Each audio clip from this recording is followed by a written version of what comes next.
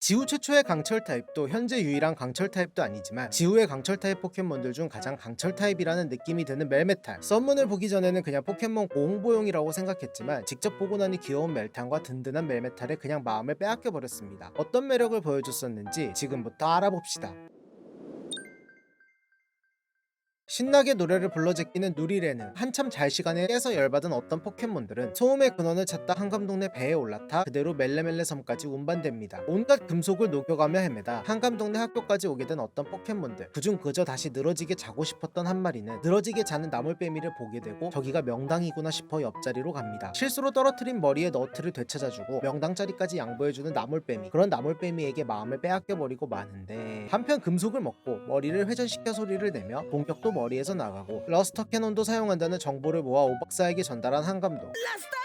씹싸기 강철 타입 같아 보이는데 오박사의 의견은 어떤지 묻고 강철 타입이 맞으니 반드시 데려와 무관 탈출에 성공하라며 멜탄이라는 이름도 붙여주는 오박사입니다. 어떻게든 데려와야 하기에 수련에게 미인계도 시켜보는데 자기 가방에 한 마리 있는 건 모르는 모양이네요. 그 가방에서 나와 명당에서 같이 자려는 나물빼미와 멜탄. 그러나 눈치 없는 니로우가 좋은 시간을 방해하는데요. 퇴치하는데 성공하지만 멜탄의 너트를 잃어버리게 되고 나물빼미와 함께 찾다가 경험치 덩어리들이 부업으로 운영하는 푸드트럭의 새꿀벌이 도넛 냄새에 이끌려 마주치게 됩니다. 알고 보니 트럭의 부품으로 사용 중이던 너트를 회수하는데 성공하고 새꿀벌이 도넛과 경험치까지 야무지게 챙겨먹는 모습입니다. 갑자기 날아가 버린 나물빼미를 찾다 멜탄과 재회한 한감독. 저걸 어떻게 데려올까 고민하는데 이미 나물빼미에게 푹 빠진 모습입니다. 나물빼미와 함께 하려면 한감독 팀에 들어와야 한다고 하자 미련 없이 동료들을 버리는 멜탄. 그렇게 무관 탈출의 마지막 조각, 멜탄이 합류하게 됩니다. 베베놈을 대신에 깜짝 조커픽으로 활용할 생각에 싱글벙글한 한감독. 일단 함께 훈련도 하고 식사도 잘 챙겨줍니다. 말리의 시티로 놀러갈 때도 동행해 간식도 잊지 않고 챙겨주고 때마침 마주친 경험치 덩어리들도 신기술 박치기로 상대해 봅니다. 말리의 시티의 어트랙션 체육관 오브 관동도 가게 되는데 관동에 이런 체육관이 있었나요? 그나마 연분홍 체육관이 비슷한 것 같기는 한데 그런데 불비달마는 하나지방 포켓몬 아닌가요? 보증이 개판이네요.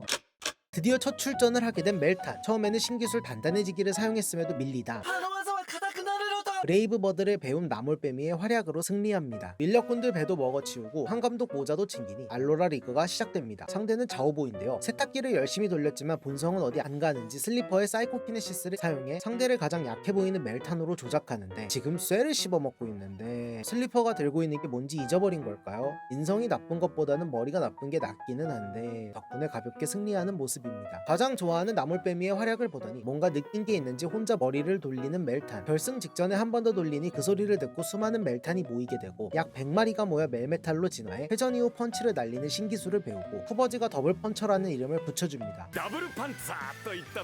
어떻게 봐도 약할 수가 없는 든든한 외형에 진화까지 했으니 당연히 활약할 줄 알았지만 갑자기 커진 덩치를 감당하지 못하고 공격이 빗나가는 모습을 보여주며 실버디에게 패배하고 맙니다. 느린 포켓몬을 다루지 못하는 고질병이 도지는 줄 알았지만 한감독과 더블 펀처의 회전 속도를 높이는 훈련을 하고 후버지와의 이벤트전에서는 빨라진 더블 펀처로 무려 피카츄를 고전시켰던 엠페르트를 쓰러뜨리고 더블 펀처를 이용해 느린 스피드도 극복하는 모습을 보여주지만 상성까지는 극복하지 못하고 쿠버지의 어흥염에게 패배합니다. 이후에는 쿠버지 내에 눌러앉아 한감독이 알로라에 올 때마다 반겨주며 한감독의 단델전을 관전하는 것을 마지막으로 멜메탈의 이야기는 끝이 납니다.